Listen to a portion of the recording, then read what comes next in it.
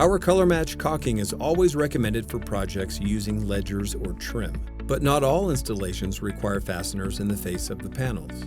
For concealing holes left by fasteners, GenStone offers its exact color match caulking. This premium grade caulking creates a weather-tight seal and is paintable if necessary to perfectly blend the application into the surrounding colors.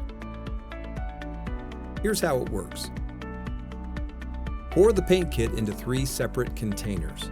You can use the colors individually or mix them together to mimic the colors found throughout the panel. Draw 30 milliliters of paint into the syringe. Inject the paint into the top of the caulking cartridge. Replace the cap and shake the cartridge by hand or with a shaker for 60 seconds. Remove the cap and add the entire tube of activator. Replace the cap and shake the cartridge for another 60 seconds.